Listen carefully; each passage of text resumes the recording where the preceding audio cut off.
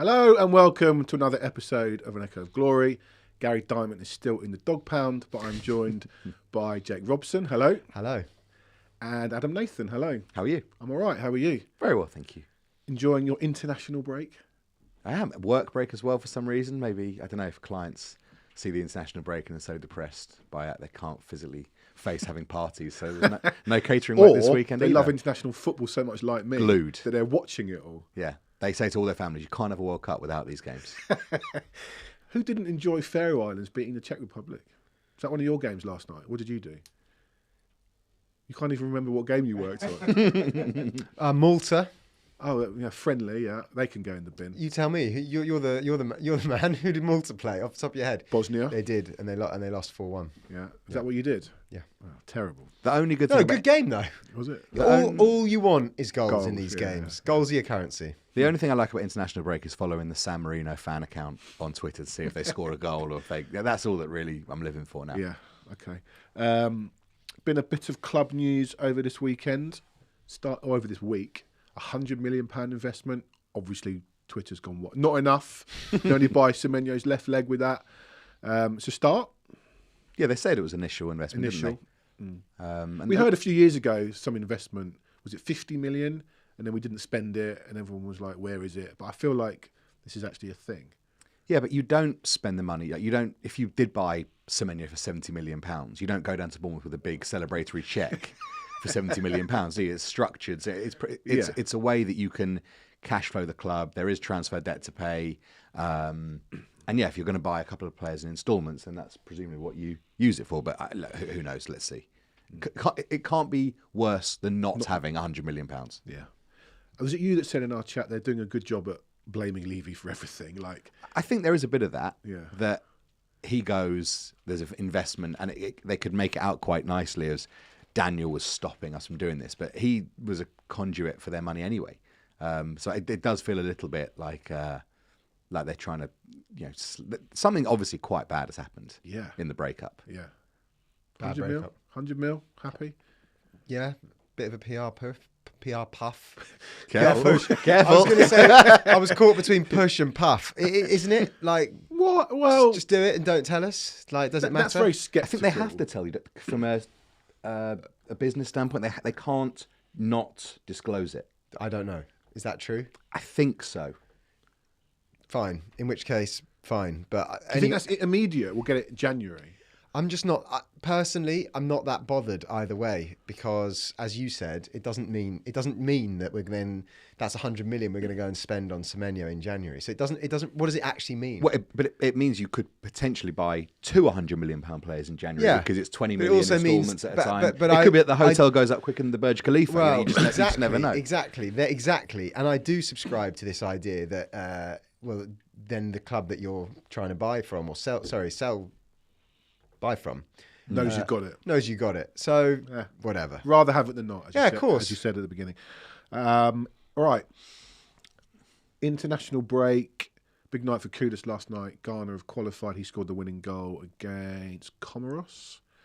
It looked amazing in the stadium when he scored. Yeah. What? Excuse me. So Ghana are there, are they? Yeah. James is going to have a go at me for my cough. He's just emotional about Ghana. I understand. They'll be good at the World Cup. Will they? Yeah, they've got. Well, we had this discussion last time. I followed Ghana at the last World Cup. Yeah, that was 2014. Are they, not that old. It was the one? last World Yeah, Cup. but they've got Semenyo and Kudus and some other players that I can't remember. that they had last time. Yeah, but, The Ayew brothers. yeah. I was the Out Here brothers. To be fair, Kudus and Semenyo are much better players. Semenyo wasn't even playing. Wow. He was in the squad. Yeah. Ghana World Cup stories. I was in the stadium, Soccer City, with Suarez's handball and the Asma Gyan penalty miss. What a night! What See, a they game were a of better football. side then, to be fair.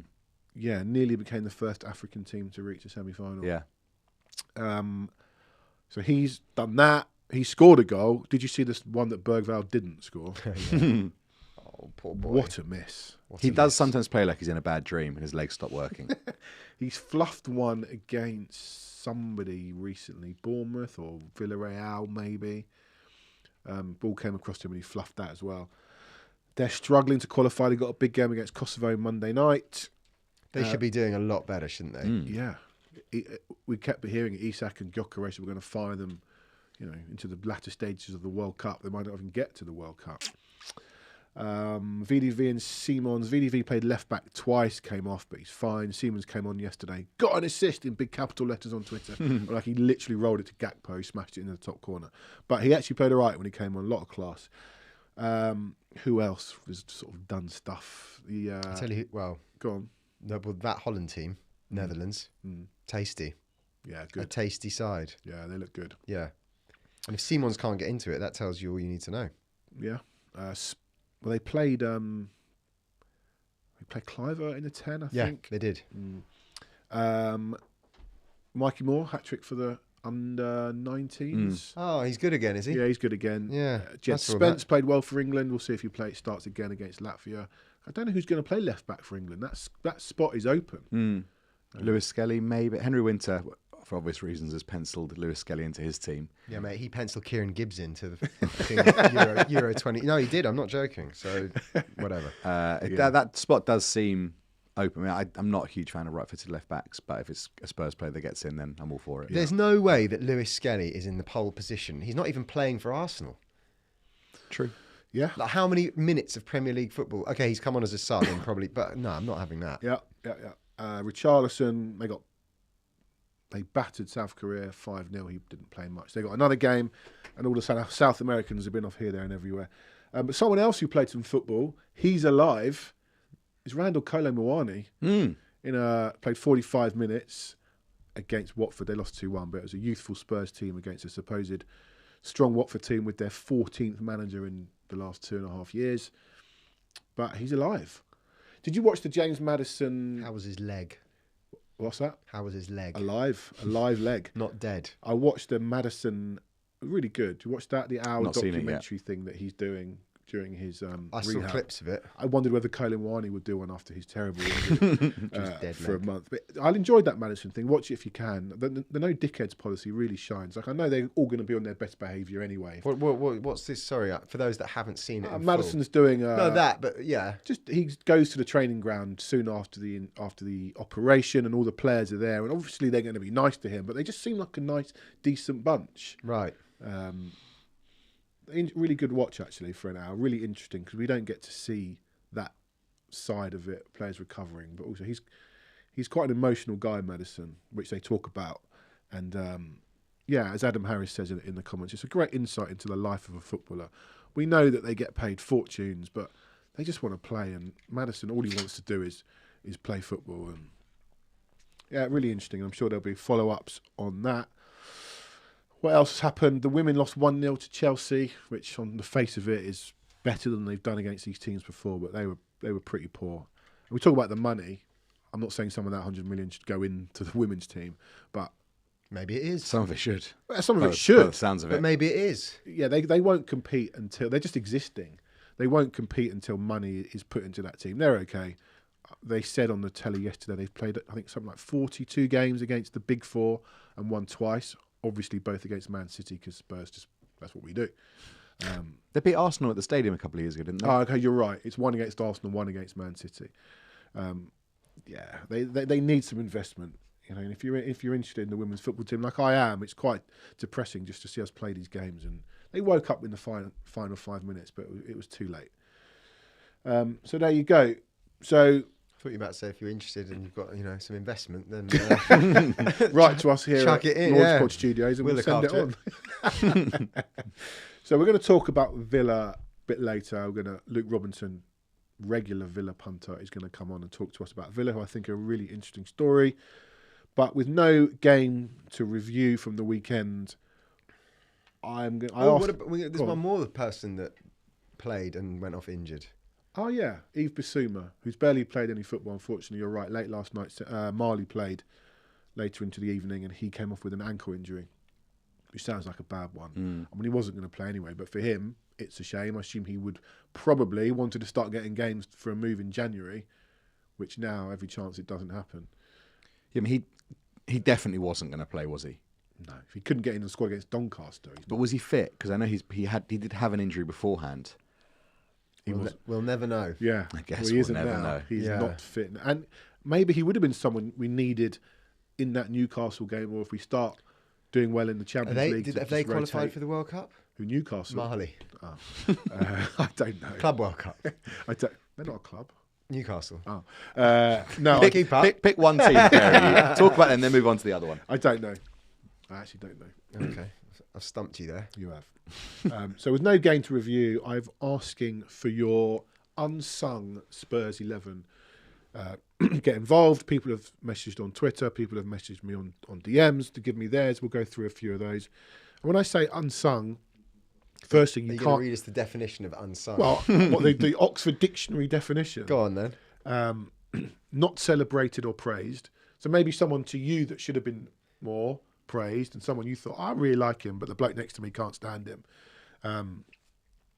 Reminds me of a story about Jermaine Jenas, who the guy behind me hated Jenas, and we played Nottingham Forest in a League Cup game. I think Ryan Mason scored. It was something like that. My brain is not 100% switched on to which game it actually was.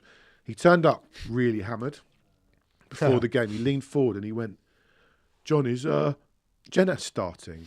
I went, "Yeah." He went, "Oh, fuck this, I'm going." Didn't see him for the rest of the game. So Jenas wouldn't be in his team. But someone that, you can't have Kane, you can't have Bale, you can't have Modric, obviously. And you can't have Michael Dawson either, because he's not, a few people put Dawson in their team. He's not unsung. He's not unsung. He's a Spurs legend. 100%. So that's the kind of player we're looking for. Oh, I could be in trouble with a couple here then. Yeah, your back four is Walker, Rose, Vertonghen, Alderweireld, isn't it? You've not heard of many Spurs players. You got me. So He's got Silva and Legwinski in midfield. I will start with, I'm putting in goal Espen Barsden, because he came in amidst a plethora of crap Spurs goalies and actually made some saves. And I feel like I hadn't seen saves for such a long time. Specifically one against Blackburn or Bolton, one of the Northwest Bees, that the entire stadium got up and gave him a standing ovation. Ronnie goes with Ian Walker. A few people have picked out Ian Walker. Adam Nathan? It's the hardest position because there's the fewest of them that you've seen him. And Yeah. we haven't really had a sub-keeper. We've never had like the Boaz Myhill game happen for us, like happens against us a million times. Tim Krul. So I actually went a bit basic. I went for Gomez in the sense that I think he is talked about in a sort of meme fashion. Yeah. And he did start off very badly. Yeah. But after he had a good cry at Stoke, which is maybe what we all need, I think he actually got a lot better. And I think, you're the stats man, I think he still holds the record for fewest goals conceded in a home campaign that year with like 8 in 07-08. Really? And he was really good after that season. And he was very good in the 09-10 season where we got into the Champions League. And then it all did fall apart a little bit for him with just the odd mistake. And the problem with him was that if he made a mistake, the whole world knew about it. It wasn't like, a defender can roll the ball across the back four and it leads to a goal. It still only counts for one goal. But the mistakes he made, bless him, the Blackpool one when he saved the penalty and then gave away another penalty. He's obviously just a real character. But also, I do like a character for a goalkeeper. When he jumped and touched the crossbar before each game, and he was the keeper that when I started going to a lot of away games, he was like the one. And I always have a special place in my heart for Gomez. And any goalkeeper who throws it rather than kicks it is great. It's great. Luke Barrett, Barsden only played 23 times, but what a 23. What a 23. Jake? I thought you were going to say any goalkeeper that punts it. What do you mean? From the old days. You remember the old days? Oh, or drop kick. What about the drop kick? Thoughts Fair had a great goal, great punt. Go on then. Yeah, I've gone Ian Walker for a couple of reasons. I don't know how good he was. No. Fantastic hair. I was going to say, it's great hair. He was the goalie when I started supporting Tottenham before you actually realise maybe he wasn't very good. And a couple of the kits that he wore. He played 260 odd times for Tottenham. That in itself. He certainly wasn't a hero on his own. Yeah. A couple of the kits, most notably the one in the 94-5 season, it was sort of the turquoise and purple number, and then he had that blue and kind of orangey set. Fantastic. He used to get his hand, and he played for England a couple of times. Yeah, he used to get his hand to every penalty and let it in, but smile. Was he the Worthington Cup final keeper? Yeah. 99. Yeah. Okay. So limited in goal. Limited. As you've said. I also felt we were quite limited at the back. Should we go through the back four? Or I go think we've been position pretty by limited in every single position. I thought midfield, suddenly there was more and more names kept cropping up. But Well, Luke Barrett I guess asks about Neil Sullivan. No. Maybe the greatest game from a Spurs keeper ever at West Ham in the FA Cup. Sullivan. Yeah, we won 3-2, made some unbelievable Rebrov saves. score? Yeah, Rebrov scored twice, but Sullivan was unbelievable. Rebrov didn't make it in my team. I wanted to put Rebrov in my team, and then I looked at his goal return and was like, I just can't. Because I was like, well, maybe did he even get 1 in 3 or 4? No. I think it was something like 10 goals in 60 appearances. Yeah, You're rubbish. like, rubbish. Should we go through the back four as a whole or position by position? well, I have a back four, Go on then, give me your back four. but after your definition of unsung, you might shout me down on this. Go on then. Let's start at right back. I think this might be a couple of people's. Vedran Chorluka. Oh, He's in yes, mine. Great. Right. He's in mine. But is he perhaps a bit too No, celebrated? No, good, perfect. And actually, I okay. think he was almost like before his time, like Yeah. the sort of defender that would come inside and be a part of the midfield a little bit and play the ball and Yeah. never had any pace, but never seemed to No get done. pace. But never seemed to get done. No, he never seemed to get done. He was solid, wasn't yeah, he? he was so solid. I'm with you on that one. So is he your right He's back? my right back as well. I went Paul Stalteri. Oh, but he was crap. Yeah, but solely for For one West Ham. moment. West Ham. Yeah. Okay. Okay. I'm not sure I'm having I that. put Stephen Carr in, but I didn't know whether he was against my own rules here. Bit too Bit much good. of a hero. Is he a bit too hero? Bit too hero. Okay. Bit too hero. Centre halves. I struggled here. This was the hardest position to pick, I think. I went with Joe Rodon, and Jesus. but that not an unsung hero in the sense of the word unsung. So actually, probably completely goes against the exercise that we're trying to do. But allow me a bit of creative license. Yeah. He's a player that I never thought got a fair crack at Tottenham, and I'm very pleased to see him having a good Premier League career. Since I've always thought that if he was given the minutes that Eric Dyer had in Conte's team, he'd still be at Spurs. Is there a bit of recency bias in here because you're playing well for No, Leeds? I've always liked him. Always liked him. Check the tweets. Good kid. Good kid. And my other centre half is Nuruddin Naybet. Considered him. Because I think he did come in at a time with a lot of change and was the actual steady head that played alongside Ledley King and did a really good job. He wasn't just an old bloke. Like we'd signed beforehand, like the Poyets of this world that came in and were just old and old. Whereas I thought Naybet was actually pretty good for a decent period of time and scored against Arsenal. He did. He wouldn't be in my team. He Put it that way. would be in a Tottenham team, but I don't think it would be an unsung 11 team, an unsung heroes. Your centre backs? Well, this is where I might get in trouble. I've gone for Gary Mabbott. Is he too celebrated? Yeah, totally. Is he a? Played like but no one ever 600 talks. times. No one ever talks. Yeah. No, denied. Denied. Well, the other one I've got options because I can play 3 at the back here. Okay. As a bit out of position, centre back Ben Davies. He's been in a few people's teams. I mean, he's no one's hero, unfortunately. But No, he's definitely an unsung hero. Oh, he's unsung hero. I think he does fit the bill. 242 Yeah. appearances. Can you remember any of them? Yeah, stick him in the middle of the back 3. Do a job. Yeah, middle of the back 3. Middle of the back 3. Well, as it so happens, yes. The others can do his running for him. Lovely guy. Has been, I think, unfairly, maligned, criticised over recent years for some of the roles that he's been asked to do. Yeah. When he signed as what was probably was he the backup left back to Danny Rose? Oh yeah, in our Champions League forays under Poch, very rarely let us down, and actually, a lot of the times when he would play as Danny Rose's replacement. And Danny Rose was at the top of his game, England international. You did sometimes worry whether the gulf between the two was too much. And more often than not, he stepped up for me. And is still there. He is still there. I went with Kabul. Anyone who scores a winning goal at Arsenal I thought about him. is immediately Yeah. probably a hero, but and the bundling through away to City for the crouch goal, which remains my favourite Spurs goal. I went with Jonathan Woodgate. Anyone who scores a winning goal in a cup final off their nice. nose. Isn't he a hero, though? Pardon? He's not really an unsung hero. No, is I think he is because no one would talk about True. Jonathan Woodgate as True. a Spurs player. So Yeah. that's more than fair enough. We'll come to the left back shortly. A few people. Ben Leverton says Eric Dyer. Got a lot of stick. Absolutely not. No? Okay. Actually, he could be an unsung. Yeah. Um, I see it. Lee Dumont, Ben Davies, Yes, Toby Lee. Alderweireld. Oh, but Because Vertonghen is the one everyone talks about. Can't have that. He's a hero. He's a hands down. I quite like He's that in the shout. conversation. Alderweireld walks into my all-time Spurs I was going to say, Premier well, League he's in the team. conversation for best left-sided centre-back in our time. Right-sided.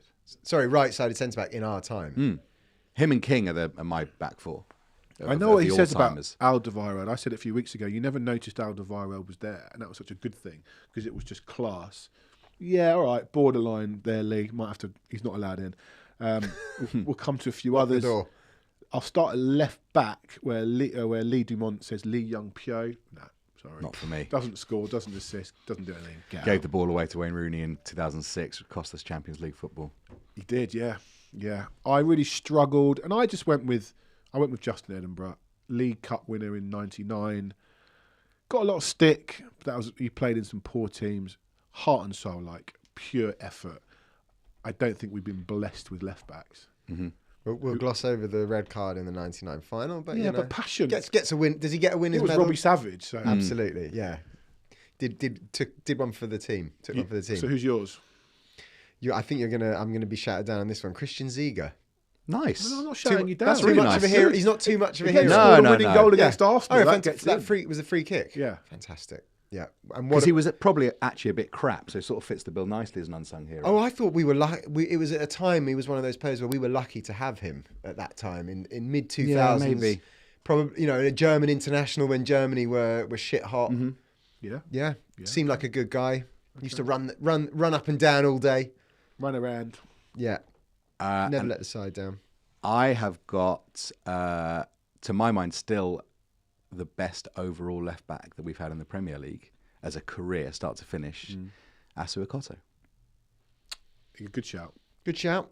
Yeah, I thought about him. solid, yeah. He was very good for a number of years. Obviously, he came in sort of with his reputation. He doesn't like football, drives a smart car, all of the things that like your proper English football fan doesn't like against him. But he was very, very good for a long period. And Danny Rose had sort of 18 months of a much higher peak. But Ekoto was a really good left back for us for 5 or 6 years. Yeah. And Forgot about him. Never quite think he gets the recognition he deserves. Yeah, you're the only one who's mentioned him. Ben Outprin, his back five. I'll read that. Barsden in goal. Stalteri, Naybet. Anthony Gardner, no. Goal against West Ham, winner. Yeah, and Timothea Tuba solely for the Cruyff turn and finish against Newcastle. And his gold moccasins that he used to play in. I could have Anthony Gardner as an unsung 11. He must have played quite a few times for us over the years. Ed M says Brad Friedel. What, a left back? Stand Brad Friedel.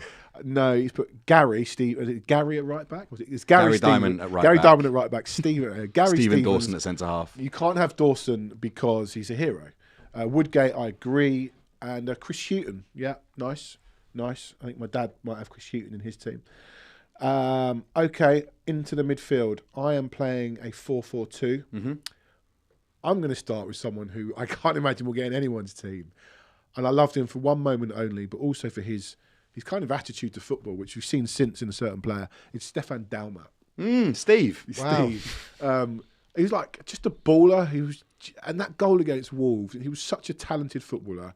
I probably should have found someone who was slightly better and did more for the club.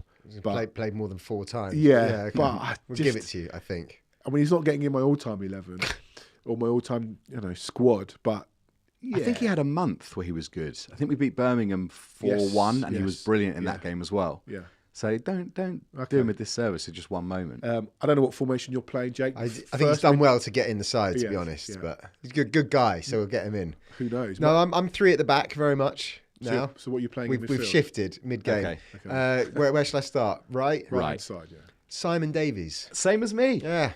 Welsh international at a time when, we weren't very good, were we? As a side in the sort of early to mid 2000s, always turned up, an honest pro, and played for Wales. If you pick Simon Davies, you have to pick Matthew Etherington because they came together. Well, I picked Simon and Ben, so Well, one He of the was Welsh voters. He was a rare young player in like the oldest team ever, Simon Davies, like the one player that could actually move at sort of more than 6 or 7 miles an hour. Yeah. And for that, he was so exciting. Yeah.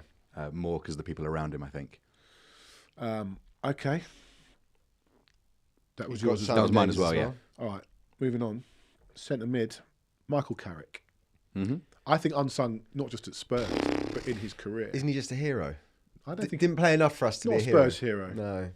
Not a Spurs hero, mainly because I always felt he didn't really want to be here and that's harsh probably, but you knew he was one of those players at that time when we were just losing players to the next level. He was going to be one of those. And I remember being really upset when he left.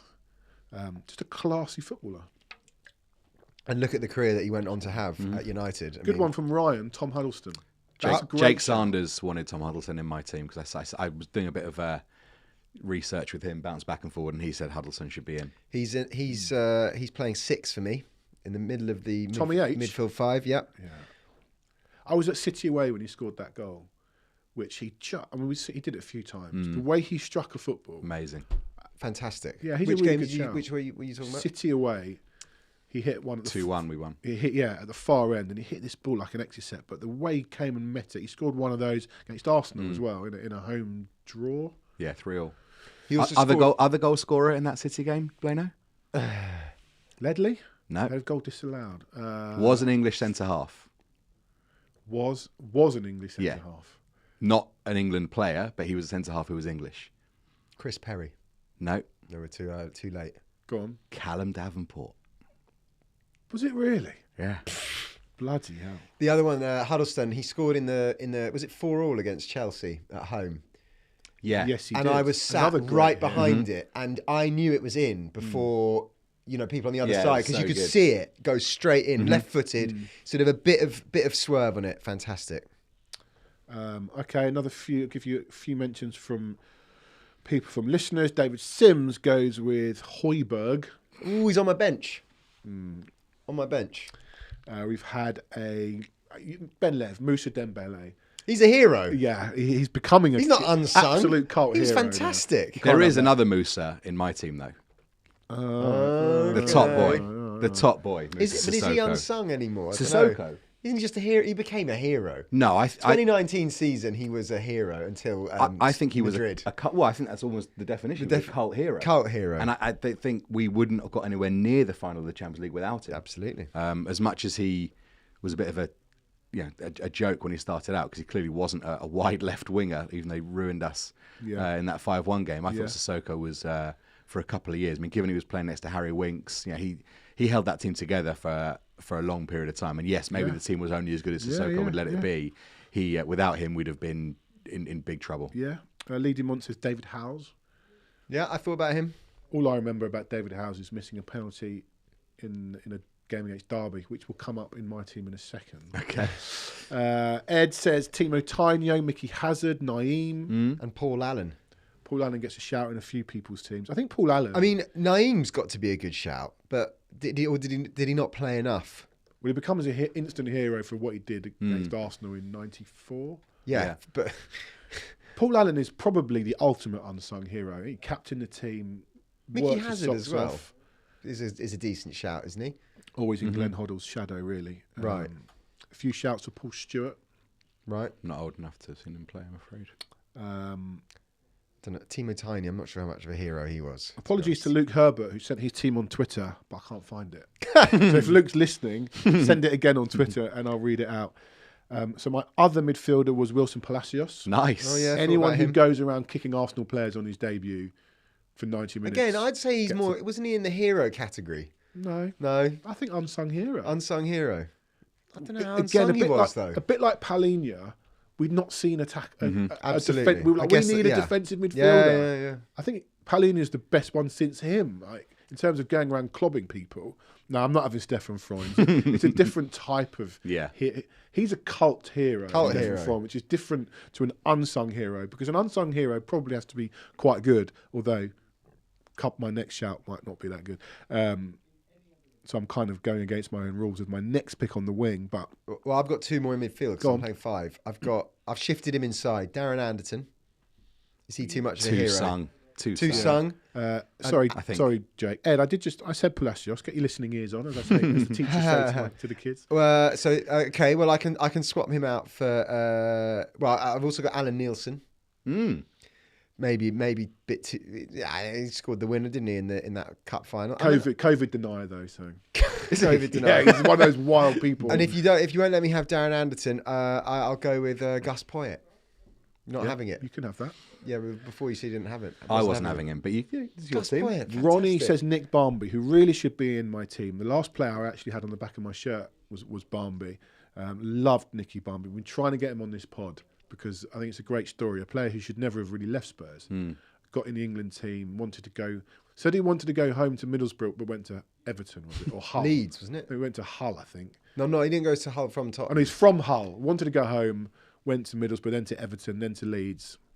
Bit of a bizarre career, but really good footballer. Yeah, you can have him. You can have Nicky Barmby. I've got him on the left as well. My other centre midfielder is, and again, it's probably, I don't know how unsung it would be, but I started going in 94, 95 regularly, and this guy was signed in 2005, and I think he was the first player that Spurs had signed that could actually run. Right. And it's Jermaine Genius, the aforementioned Jermaine Genius. Who I think he never obviously lived up quite to the expectation, although he was unbelievable under Juan de Ramos in the runs the Carling Cup. So I think he deserves a bit more pop for that. But yeah, the midfielders that I'd seen at Spurs were Freund, Nielsen, Nethercott, Poyet, Anderton. None of them that could run more than 15 yards, like looking like they were going to keel over. And Genius actually could run, and it was just a miraculous thing to see. Also, some people said fake. His tears in Amsterdam. He chokes up. Yeah. And that is real. That's real. He also gets the assist, sort of. He's got a Pap Sarr moment in Bilbao, assisting Woodgate's off his face goal against Chelsea. First goal in the 5-1 against Arsenal. Both. And he scored in the away leg as well, didn't he? Yes, scored in the 4-4. 4-4, yeah. Made it 4-3, Fantastic goal. Yeah. I think that's a great shout. Yeah. Still trying to find Luke Herbert's team. Sorry, Luke, can't find it. I'm really sorry. Adam Harris got Jamie Spurs sacked my dad Redknapp. I think for a number of reasons he's not going anywhere near a Tottenham team of mine, I'm afraid. Great hair, not allowed in. Right, Jose Dominguez, I put a list. Nice. Oh, I thought about him. Solely because of the first person I ever saw live doing a Cruyff turn. And I thought you'd say first person you ever seen with a goatee. Just flair, real flair that we needed in that rubbish team against Derby. Sent the entire Derby defence for a hot dog with a Cruyff turn in the game that David Howes hit the scoreboard with a penalty, the old Jumbotron with a penalty. So he's my winger. Who have you got on the wing? I had Barmby. Oh, yeah. Yeah. I've got a sort of a centre midfielder that played on the left and did play on the left for Spurs, but would be more of a centre midfielder. The great Edgar Davids. The BBC did an article about him this week, funnily enough. Really? I mean, about who I his still career. can't believe actually played for Spurs. And He was a bit rubbish. but that's fine. And if unsung anyone hero, else was at Wigan you're right. away in 2005-06 when he scored that goal when he ran from the halfway line in one of the coldest games I have ever away. Yeah, I was there, yeah. I've never been so Was cold. that just after George Best died? It was Randomly. it was my 18th birthday actually. Or was it? In November? 3-1, 2-1? 2-1. Yeah. Keane scored and we battered them. They scored in the last minute. Lee So, McCulloch. yeah. And Wigan had this like marquee where they put all the away fans. They treated everyone so well. Yeah. It was so Yeah, I cold. remember. But David scored that goal, and he was the first one I think that of all of like the rumours that happen now, and you're waiting for a transfer to happen. I remember sitting on Spurs Community all weekend, just waiting for the news to break that Edgar Davids had signed for Tottenham. A few shouts. Ronnie says Ili Dimitrescu. Yeah. Allowed in. David Ginola, some people said. No, he's a hero. Not Stone allowed cold in. hero. Look up the word unsung. Couple of extra shouts in midfield. Andrew Lee, he says Sandro. Nice. Again, has become He's a cult a- hero, but I think also fits both because he was quite good, whereas Freund wasn't good. So you can't have him in your unsung hero because he's Sandro and Bilbao was sitting in the row in front of us, and he couldn't have given more handshakes, high fives, selfies if he tried. And Stefan Freund refused to come on this pod, so not allowed in anyway. Obviously doesn't love Spurs as much as we thought. Okay, looking for any other shouts in midfield. I've got a couple of other notable mentions. Go on, Although Ronnie Rosenthal, is he too much of a hero? Cult hero. And Steve Malbronk. Yeah, been in a Oh few people's my teams. God, I hated Malbronk. Oh, I liked him a lot. Always try a trier. A try. Well, you have got your Fulham Yeah, association. God loves a Malbronk, trier. so, you know. I was very happy. As Lee when he Dumont signed him. says, hard-working team player, Malbronk, ended up at left back in the Carling Cup final win in 2008. Bloody hell. Don't remember that. Also scored against Arsenal in the semi-final. I think he got the scored fifth one. Yeah. A tricky winger. Yeah. Up front, Nico Cranchow's a great shout from Ronnie. thought about him, as well, yeah. Some great goals at the Reebok. So I'm playing 4-4-2, and I struggled up front.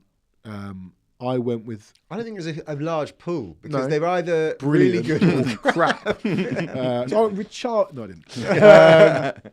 Chris Armstrong. Oh, he's in my team Because as well. I've always felt for Chris Armstrong that he got a lot of stick for not being very good. It wasn't his fault that he wasn't very good. He just got picked every week. But actually, was a pretty decent finisher. And his record wasn't bad. It was like 1 in 3. Yeah, 1 in 2 it was and a 48 goals in 141 appearances. That's bad. for Chris Armstrong. That's pretty good. half. Yeah, so he's my first centre forward. Yeah, me too. Okay, Ad. I've got more of a number 10 situation. I've not got the most mobile front two, I'll be honest. And it's two players that I really loved that probably wasn't shared with the rest of the fan base. I absolutely love Clint Dempsey.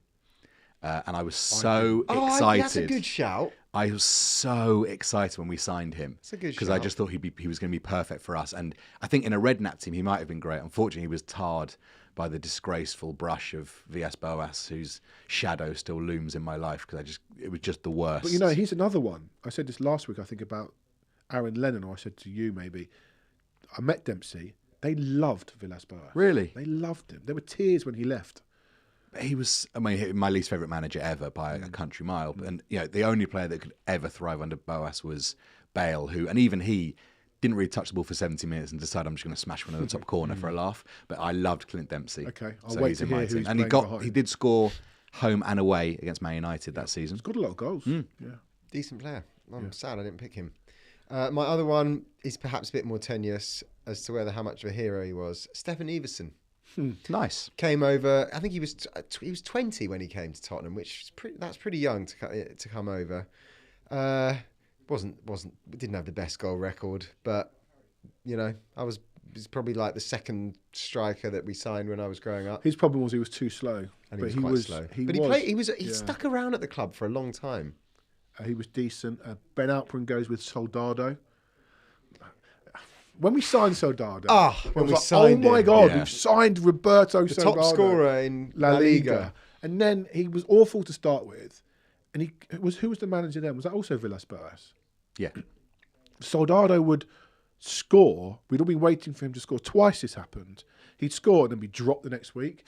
Twice he did. I think he scored against Cardiff and someone else, maybe Villa. Palace or Villa. His first, we scored against Villa from open play because he'd scored a series of penalties. Penalties, Then he yes. scored against Villa and it's like, right, we're there now. He kept dropping him. Ben Alprin goes with Soldado. He also had Nasser Chadli in his team. Not sure. Oh, about I that. thought we'd swerved. This is a really good one, and I know my dad would have. David Sims goes with Pavlyuchenko. Okay. I was there at Young Boys when that's a brilliant finish. Nice. He was a good finisher, Pav. Yeah. That definitely fits unsung hero for me. I had a look at him. Yeah. He was in my thoughts. Didn't make it. I looked at his numbers and thought it just wasn't very good. Sorry. I think a lot of people have gone with this as well. I went with him, Fernando Llorente. Scoring off his arse or his hand against City in the quarter-final. Came in when we were at Wembley and Kane was injured. Scored some goals against Watford. Dortmund. third goal. Dortmund randomly scored. I saw the hat-trick against Tranmere the other day, which doesn't mean much, but I think scored more goals than I remember. And he got the flick on. Of course, the flick. My to mate Dele. used to call him the tree. The tree with the flick on. Fantastic eyes, fantastic hair, Someone we should have signed 5 and a years lovely guy before. apparently. Yeah. Has been back as well, I think. And Yeah, he has. always seems a nice guy. Loves the Tottenham. My second striker, never fall in love with a lone player, they say. But Spurs did so much that they went and signed him.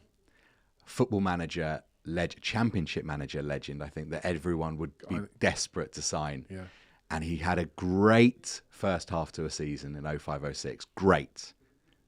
Scored 11 goals first half of the season. And everyone said, oh God, I hope he doesn't go to AFCON, get fat and come home terrible. And he went to AFCON, got fat and came back terrible. And that was the magic man, Mido. Ladies and gentlemen, it's me now. I knew it was coming. I loved him so To be fair, much. I loved him as well. As Paul Robinson said, you knew where he was because he was always in the same spot. can imagine that it was like playing with me up front. Yeah, I got called Mido once. Looked like him, apparently. I think he definitely straddles the line for actual hero as opposed to unsung hero. Mido, yeah. Was he good enough to be No, a not hero? good enough He to can be be a in your hero. team, but what a guy! What a guy. He wasn't. I don't think he's that unsung. But anyway, get him in. And he also, when you see him, every so often he'll appear doing media rounds, and you'll see him on here, there, and everywhere for about 2 weeks. Talking about Levy on EasyJet. Yeah, and stuff like exactly. But he loves He still loves Tottenham. Yeah. Which you've got to love. Have we done yours? I've got Everson and Armstrong, but I'd like I'd have Mido in there as well. Ed mentions Peter Crouch, Freddie Canute. Oh, Freddie Canute's Nice. a good shout. I'm not having William Causton. No. See, Ronnie's put Rebrov. I'm sorry, Ronnie, but 10 goals in 60 games. I'm sorry. Ronnie. I'm sorry. Darren Ben. Lovely guy. Lovely guy. Someone away open- from the gate. Someone away open from a the window and get that stench out of here. That is disgusting. Interesting one on Rebrov. I remember I was at Leeds University when we signed him, and strange, one of those I remember where I was moments. I was driving in Leeds to my flat, and it came up on the radio. It was still in those days where you didn't have transfer rumours, really. You'd heard a few things, and it was confirmed on 5 Live. Spurs have signed Rebrov. Go home. What year is this? 01? Yeah, so 2000? where did you hear rumours? Like the papers? Papers. Yeah. Yeah. And on the radio. Went home, found some grainy footage of him scoring for Dynamo Kiev. I think his debut was against Ipswich. Grainy. He How tried to chip grainy the goalie was and it? hit the bar. And it was like, oh, he's a good player. Remind me of a goal that he scored. We did it recently. He scored a goal against Arsenal, which I'd forgotten. He did score that goal against West Ham. Which was He the one with scored the an outside of his boot. Newcastle on New Year's Day. That was amazing. Yeah. That was He was brilliant. obviously a fantastic player. Yeah. I don't know what... I mean, put him in the The Tottenham Prem side happened. today. Yeah. Sort of in that Helder Postiga vein of players that should have been good, never was, and you just never heard of them again. Yeah.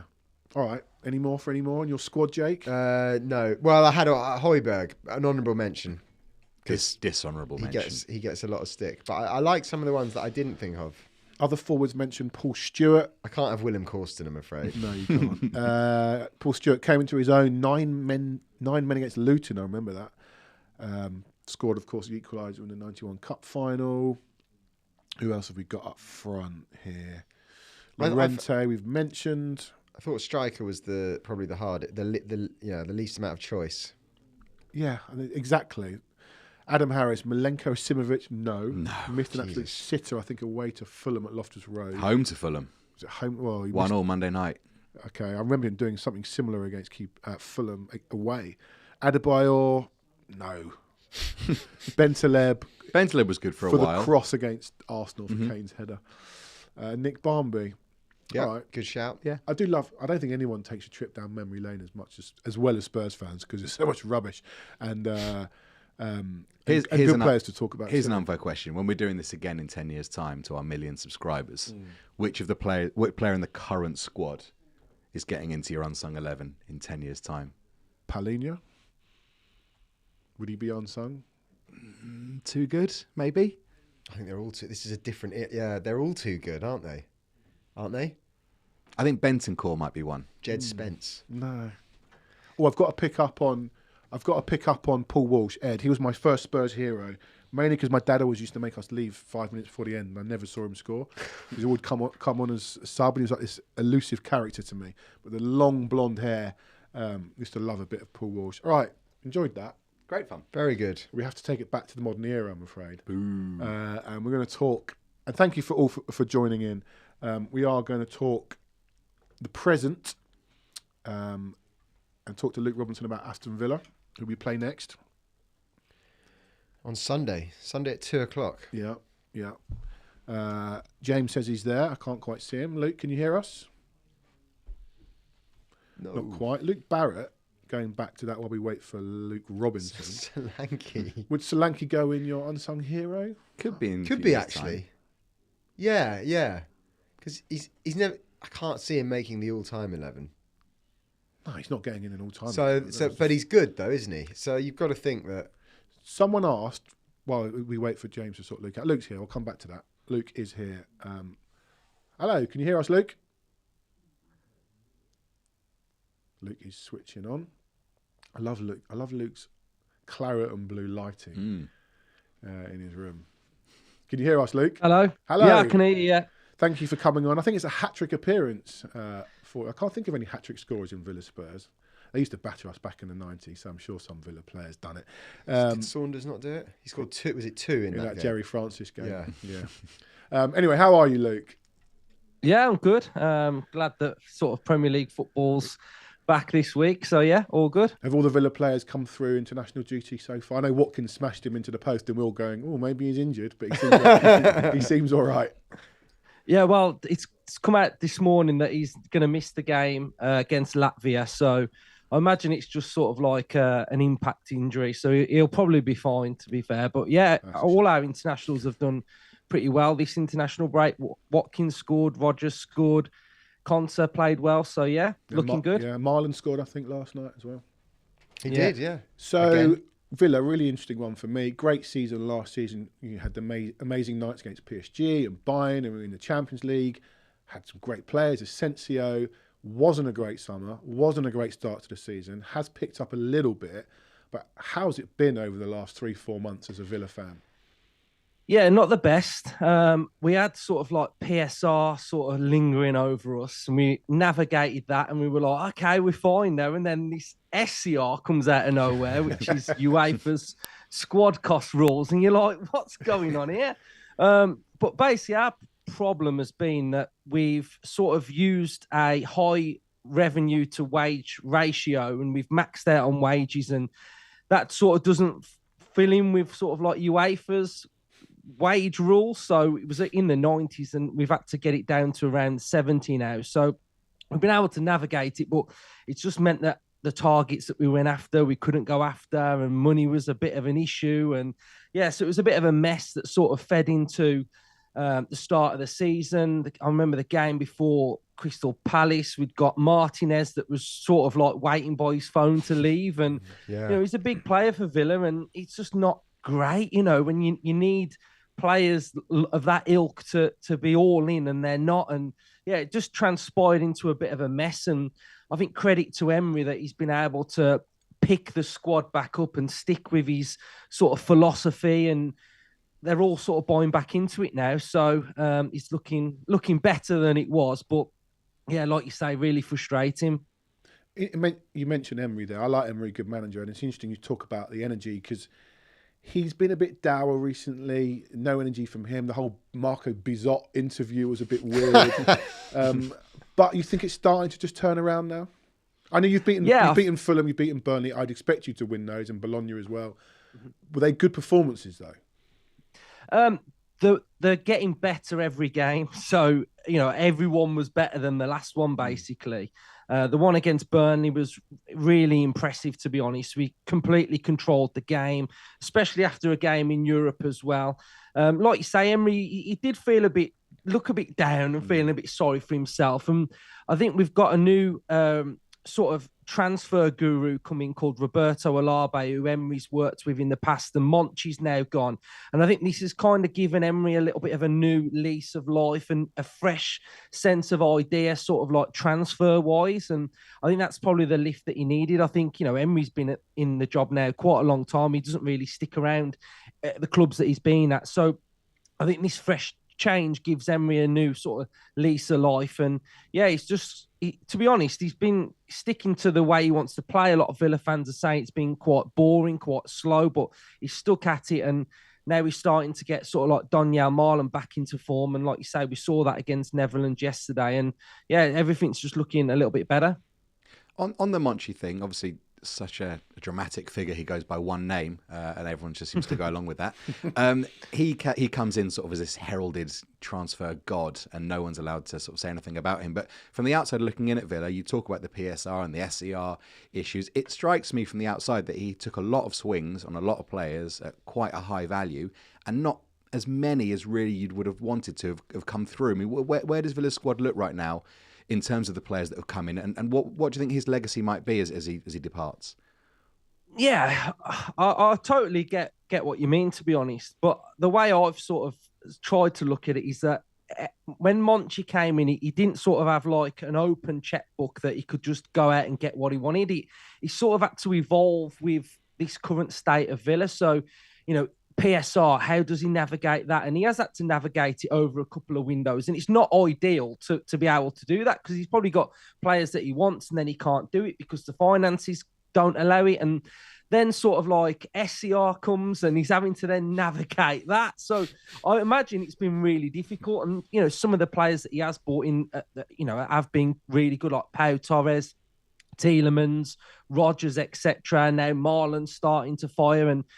But then one of the frustrations that I've had with him is that he's all about the name. And I think that's sometimes not that great. You know, when we're sort of dealing with these difficult finance situations, like he's happy to go and splash the cash on Asensio and Rashford. And it did kind of work to an extent. But, you know, there's been others like Onana, Maatsen doesn't play. And I think some of other Villa's frustration is that a lot of the Monchi Emery signings are generally on the bench, and the ones that predate Emery are the starters. So I think this is why Alabe coming in for me, who's a little bit more strategic, should help Villa, you know, scout better and bring in players for less money that probably add better value than just trying to go out and sign a name. So I'd say Monchi's very name-based, and hopefully Alabe sticks to his scouting and strategy.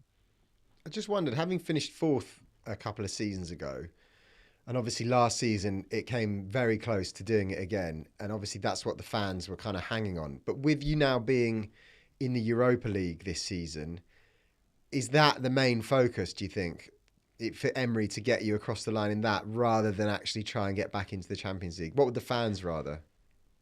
I mean, the fans would rather do a Spurs last year, win the Europa and win a trophy. Okay. It's interesting as well because, joking aside, Spurs have been laughed at for not winning a trophy for a long time. Villa are a massive club. Was it 96, the last one?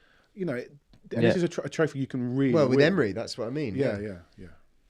Yeah, I mean, he's won it 4 times. He's been in a final and lost as well. So this is his like bread and butter, basically. But I think Emery, he'll always say like Premier League's the priority. That's what he always says. But I just think this has to be as big a priority because, you know, it's so difficult to get Champions League football anyway.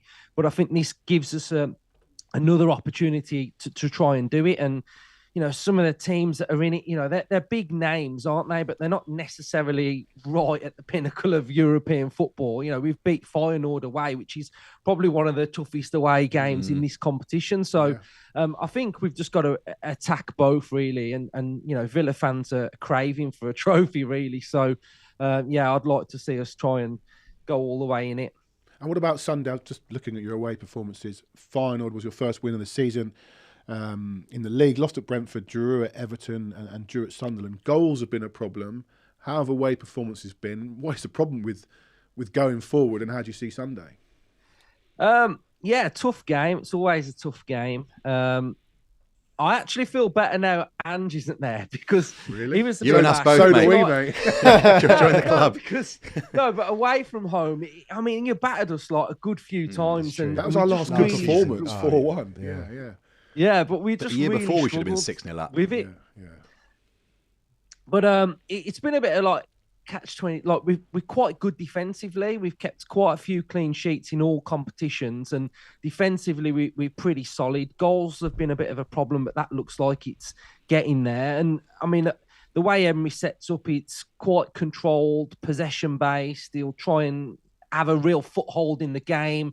Classic, grow into it, and try and win the game in the second half. You know, he's really big on keeping clean sheets. So that's a priority away from home, he always says. So, I think try and quieten the crowd, grow into it, really. I think he's got a pretty good record against Frank as well.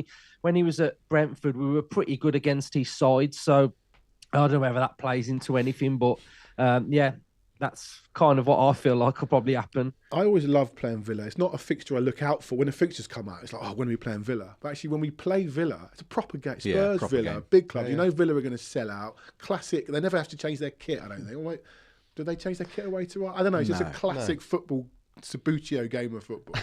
I love it. I'm looking forward to that. Has some great wins, some awful performances. Villa once scored, I think, 3 goal of the season contenders. Alan Wright, Dion Dublin, Benito Carboni, I think, all scored 3 absolute worldies once at the old stadium.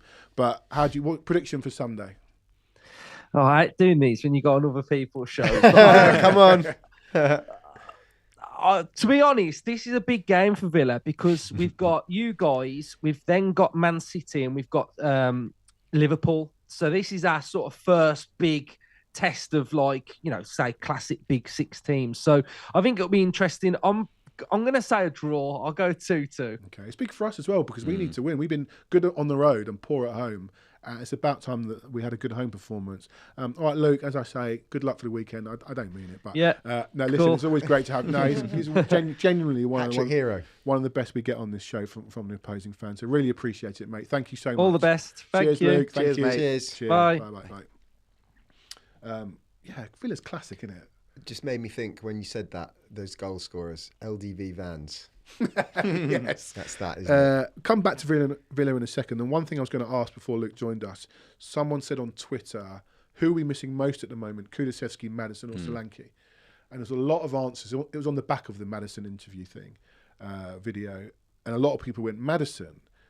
For me, we're missing Solanke. Not because he's that good. And you know my thoughts on Richarlison. No, just what do you think about? I just think he needs a bit more time. Got it. Listen, Kolo Muani might come in as up front. I don't think so. I think he'll play on the left if he ever comes back. It's definitely Solanke, particularly in home games. Yeah. Yeah, it is, isn't it? It's not even a question. He's a real miss. All right, quick look at Sunday before my parking ticket runs out. Although Jake, you're going to pay for it because you were late. Send it to Thameslink Train. Do we think Matisse Tell starts up front? Oh, I've forgotten about this conversation. Is he an unsung hero? I don't think he's an unsung hero. Maybe he could be in the team in 10 years' time. Do Oh yeah, okay. you remember that 18 months at Tell had? Hang on, Ronnie says Kulu could be back Sunday. Surely not. Definitely not. Really? Surely not. No, there's not a chance. Anyway, do we think Matisse Tell starts up front? I think he will start in some capacity. I don't know if he'll start up front. Ooh, well, if he starts on the left, who do you have to start up front? Richarlison. Yeah, I would start Richarlison. I said on the last show I would have Kudus, Richarlison and Tell as my front three on Sunday, and I don't think I've changed my view. Sorry, so you'd have Kudus, Richarlison, Tell. Well, as in, let's say Simmons is a 10, and Palhinha and Bergvall would be my team. Yeah. Jake, up front? I would like to see the same side, I think, that played away against Leeds. I thought they did well enough, and also So you'd have Palhinha and Bentancur again. Maybe not Bentancur, maybe Bergvall, but I think I said this last week. I think I still think it's a toss of a coin. I know that Bentancur hasn't been the Bentancur when he arrived, but I still think. I think from a solidity point of view, he gives us more than Bergvall. I think from a creativity point of view, Bergvall gives you more, but then he's playing in 8. I think progressive passing wise, I think they're kind of matched. Bergvall probably gives a bit more legs. I think it's a toss of a coin, but I would like to see Tell start up front again. I think he did enough in that game. I don't want to see him put out on the left. What I'd like to know, and we'll probably never get the answer to this, is what actually is his best position? What do we think? That can be a because I I like to see him start because I was convinced until the Leeds game that he's just a left winger who was made to play up front for 6 or 7 games last season because no one else was fit. But now I'm wondering.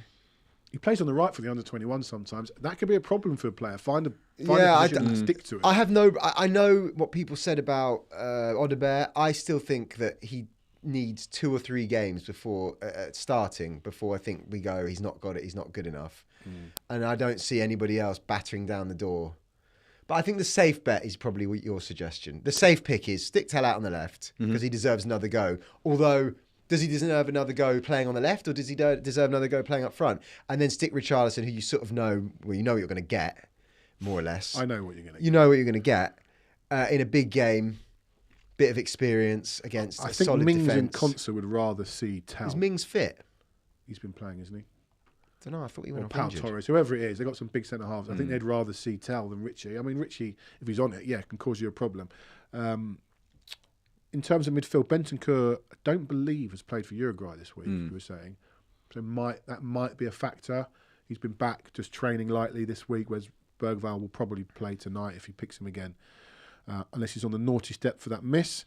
I don't think Bergvall has got into the big game player dependability stakes for Thomas Frank yet. I don't think Frank trusts. I think this is a big game, and I think Frank probably goes, yeah, it's just Bentancur. Yeah. And Bentancur doesn't necessarily deserve to play, but I just think that's how Frank's thinking at the moment.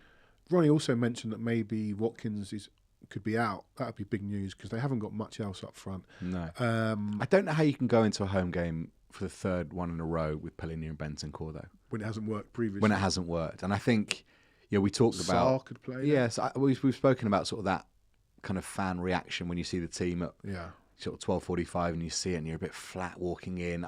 I just don't think that's going to wash with people. And if it doesn't go well, I think he'll get hammered for it, and rightly so. I got to go because my parking's running out and I'm having a haircut.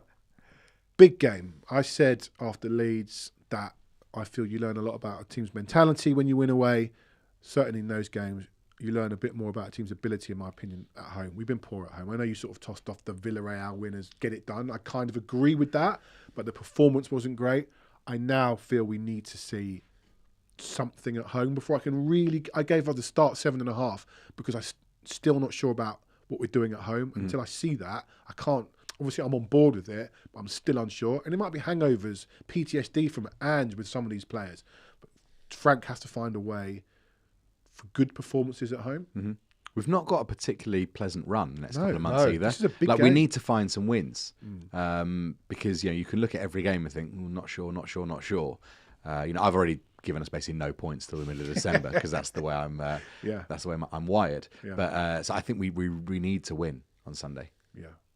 But also, for me, I would love us to bore ourselves to a 1-0 win because we've got 3 points. Actually, a little bit more now. I think you'd struggle to beat a team as good as Villa playing badly. I agree. Okay. Oh, well, no, I was going to say I think you'll struggle to... if we beat Villa, do we just not need to beat Villa at this point? I think because it's Villa. Villa are a good side. If we played like we did against Villarreal, we will not beat Villa. True. Yeah. Because they've got too much quality. But Villa are the type of team that will give you enough rope to play nicely. They will come out and they will try and play and you'll get gaps. And I know Luke said they're good defensively, but I think they can be got at. Martinez is a this top season top especially keeper. They can be got at. Yeah. For me, I want to see a bit more. I want to see Siemens in the 10. I want to see him on the ball in the 10. Kudus, hopefully. He came off yesterday, but maybe I think he does come off a fair bit for Ghana around the 75th minute mark. All right, predictions. 2-1 Tottenham. Yeah, I'll go with the same thing. Boring 2-1. Ronnie says 3-1 Spurs. From your mouth. Yeah, I've got a fear it could be a draw. I actually think it's going to be 1-1, but I just don't want to say it. Yeah. I'll tell you now, I can't see this fantastic performance. Even if we win, I think it's going to be a dogged, battling, potentially stodgy win if we win. But you can still have exciting stodgy. Yeah. There's games where you grind out a win as a collective that you think that was, you go home thinking that was a great, as opposed to just playing. Where Villarreal was just terrible. Yeah. Wolves was terrible. Bournemouth was terrible. So change it.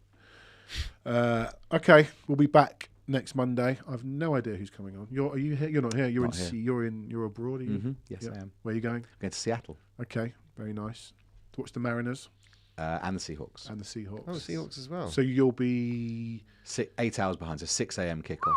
Where does one watch Spurs at 6 o'clock in the morning? 8 a.m. in the morning. 6 a.m. 6 a.m. There are a couple of bars, and the Seattle Spurs fan group are really good. I'm not necessarily convinced I'm going to take the 45. But do they open the bars at 6 a.m.? I don't know. I've only been there for games that have been sort of noon kickoffs when they do open the bars. Yeah. But we'll have to see. I will not be venturing to a bar at 6 a.m. No. Jake, are you there? In Seattle? No. You'd be very welcome. Where? At Spurs. Unfortunately, I'm working, so I can't. I'll be there. Another game. And I'm working for the Chelsea game. Got to pay them bills. No, I'll be there tutting it with Charlison. All right, we will see you next Monday. And up the Spurs.